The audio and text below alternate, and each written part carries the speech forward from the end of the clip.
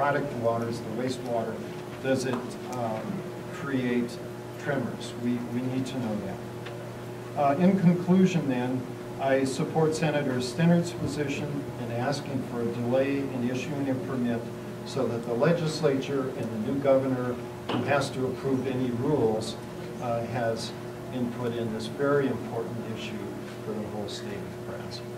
And with that, again, I thank you for this opportunity to come to Sydney and to talk to you today. Thank you very much. Thank you.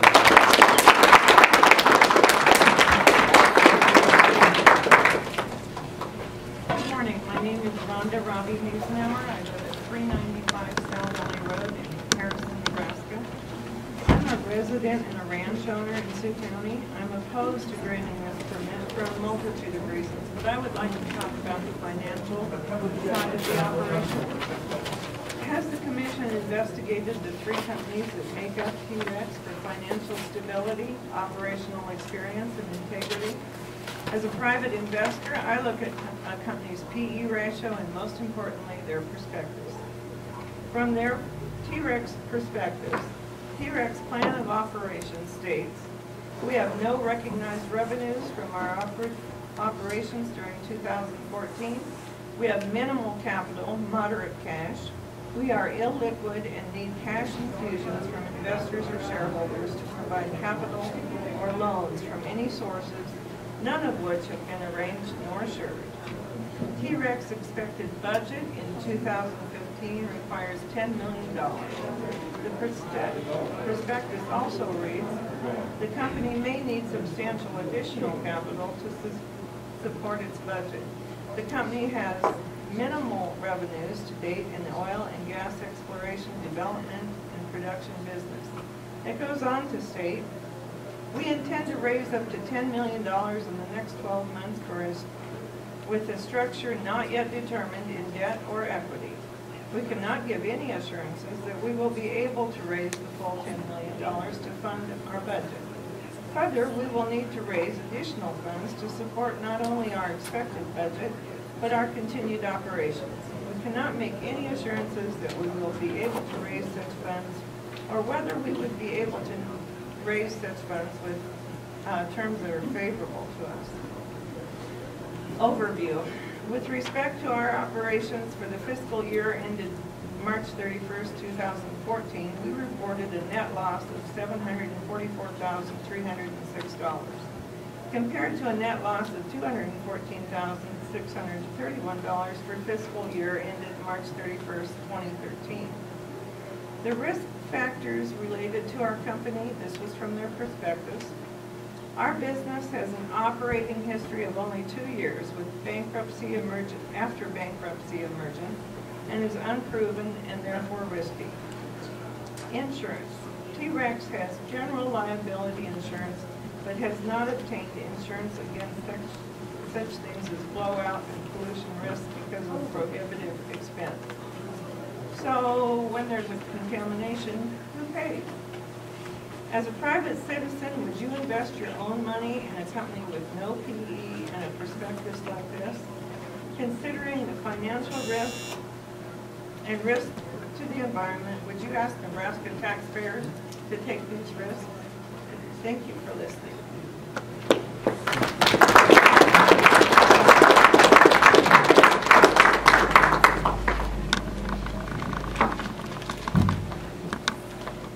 Gentlemen, my name is Joe Eads. I live at 1515 18th Street in Mitchell, Nebraska. My family has some property within about 6 miles of the proposed well. I'd like to just take a couple of moments to discuss seismic activity that's been taking place in some of the other states where fracking activity has been, and which could possibly apply to our state. Records began in 1776 in Youngstown, Ohio. The town had never experienced an earthquake, but from January 2011 till December of 2011, 109 earthquakes occurred, all connected to a wastewater well in the neighboring state of Pennsylvania. The first quake occurred 13 days after pumping began.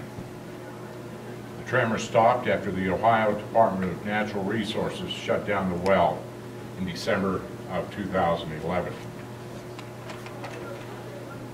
Last year in Oklahoma, the U.S. Geological Survey last year issued a report highlighting new research linking the state's increased earthquake activity to oil and gas production.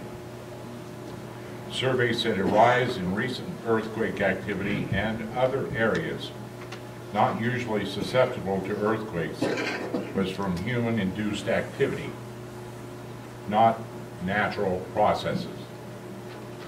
Most of the research is focused on possible links between earthquakes and injections of wastewater from nearby disposal wells.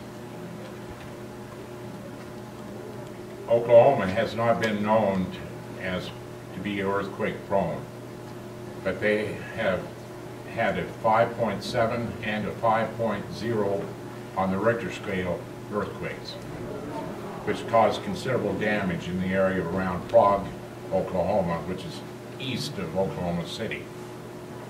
As a result of this earthquake activity, the homeowners in the state of Oklahoma now have a higher percentage of earthquake insurance than the residents of the state of California. I don't want to see our state have to be in such a position of fear that they feel that they have to add additional costs to their cost of living by carrying earthquake insurance. Plus, the deductibles on this earthquake insurance is 15% of whatever the homes are insured for. That's a huge deductible. And I'm just suggesting to you that if those earthquakes can occur because of wastewater wells in those states, they could very well occur here. Thank you. Thank you, Mr.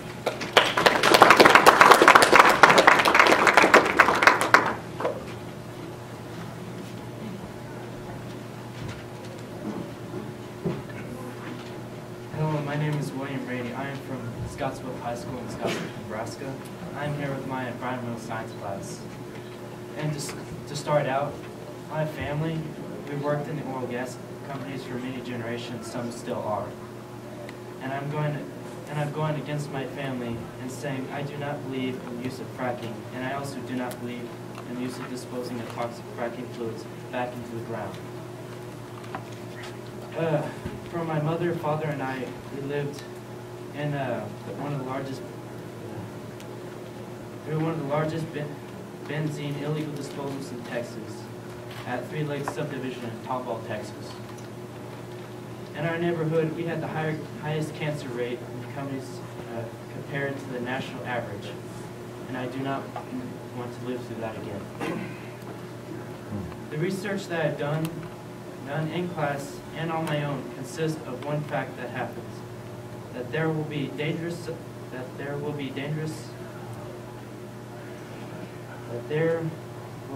substances in the ground, such as acetaldehyde, benzene, which causes cancer with like leukemia and pregnancy, and in pregnancy, giving birth to underweight children with and other compounds such as carcinogens that will cause deterioration of bedrock and sandstone. And on the top of the deadly fluids that could leach out to groundwater, namely the Ogallala Aquifer, poisoning people with no indifference.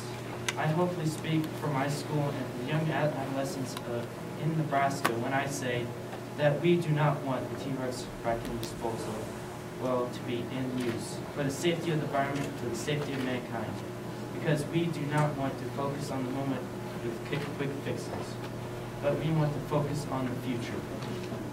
Do you want the future kin to remember people that helped pollute and destroy the blue marble of a planet that we have, or do you want them to remember you as people that saved lives and the ecological system of animals that have no voices and no power? But what do I believe is a greater use of renewable energies that we have access today, and I promote that resources for the future of the planet.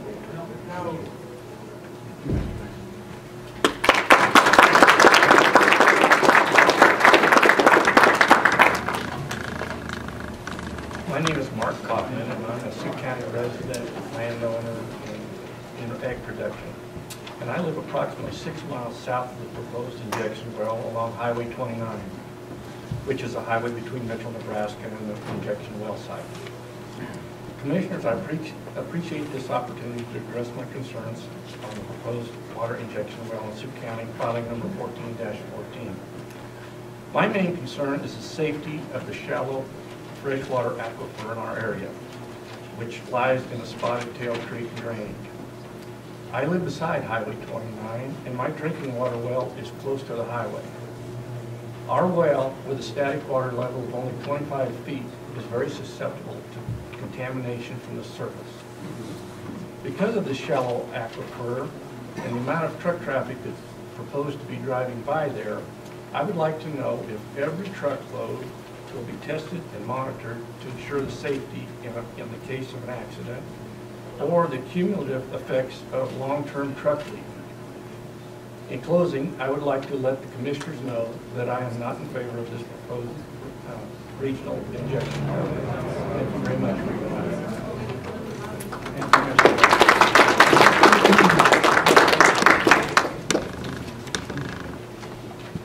Good morning, I'm Randall Gilbert. I came from Seward, downstream from here. I do appreciate the irony of driving this far for this hearing, but I'll prepare a few remarks. I'd like to thank the Commission for allowing public comment as part of this hearing. I believe that the right to express ourselves, and particularly to dissent, are vital to our democracy. They're what make us what we are. So thank you. Firstly, let me say I'm against this application. I'm aware of this Commission's mission, and I didn't come here thinking I would convert you to my viewpoint, since I realize, as Upton Sinclair once said, it is difficult to get a man to understand something when his salary depends on how he is not understanding it. Instead of speaking for the public record, I'd like to make my opinions known so that my descendants and future Nebraskans will know where I and other concerned citizens stood on this issue. When we read how these shale oils are hydrologically fractured, the 21 barrels of fresh water used to get 1 barrel of unrefined oil, the energy inputs taken to get continuously less oil energy, and the enormous amount of waste produced by this effort, what quickly becomes clear is that this has become a very difficult, inefficient, and expensive resource to extract. How many of our finite vital resources are we prepared to destroy in the increasingly desperate pursuit of this one resource? I read with amusement Terex's comments that in its initial request to dump these wastewaters in Nebraska before the price of oil dropped so precipitously that the company hoped to produce up to 8 times more waste than it foresee now, these earlier predictions were called optimistic. I have had the opportunity to travel in several fracking communities over the last year: eastern Colorado, Williston, southern Oklahoma, South Texas. I do not want my state to look like those industrial landscapes, toxic chemicals in sight everywhere.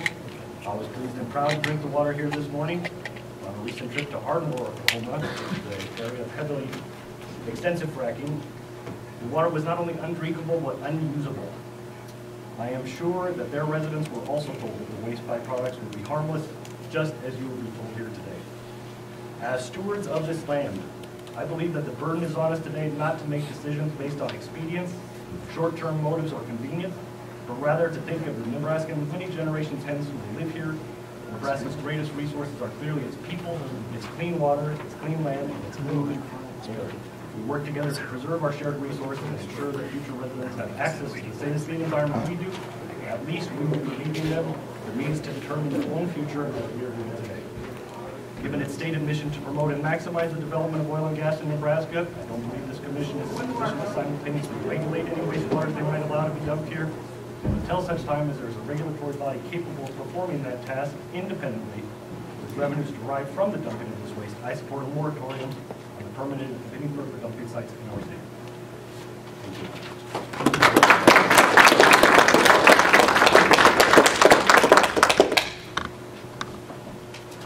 I'm Judy Brader. We live about 4 miles as a crow flies from this well, and it's our home. And I think you guys need to think about people who that is their home. My great-grandparents homesteaded that place, and it's that's true, I'm sure, for a lot of people in this room, that it is part of their family. It's a beautiful place. It's a place of wild, open country, open skies, and animals and plants and quiet mornings. And but I'm afraid that there's a lot of people who look at it and say there's nothing there. It's just a good place to dump stuff. Everything from the McDonald's wrappers that are left in my driveway, to the appliances once in a while that get dumped off by the highway, to dumping dirty water in our area. You know, there's few people who care. We'll do it there. Well, we care, and I want you to think about that as you're making your decision, that you would protect our water, and that you would be thinking of the things that are implied there. If we don't have water, my 94-year-old dad said, yeah, it'll just be rattlesnakes and rabbits. So we really, really need to think about it. Our water is so precious. I guess I thought about too, if you want to know what is more important, as this man showed us this morning, ask a thirsty person, ask a thirsty cow, or whatever. Which do you want? Do you want crude, or do you want water? And I just, I'm praying for you guys. I think we need to make the right decision in this area. Thank you.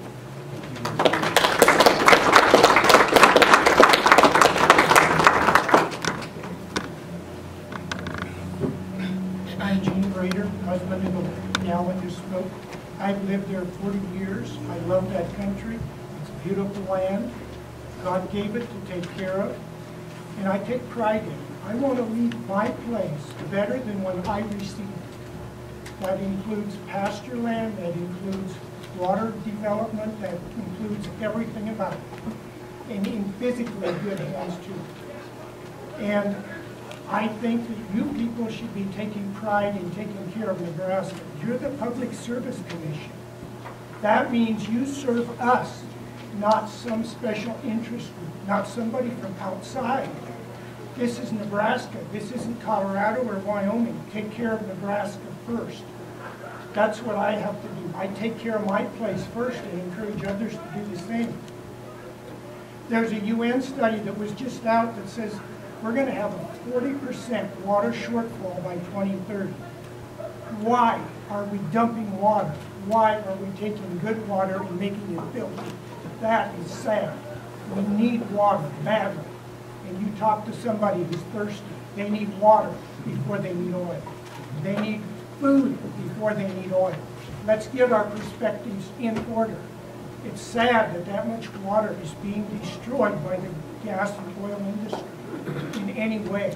We need to be taking care of this land, not for my next generation, for 500 or 1,000 years down the road. It's going to become more important. We have good groundwater.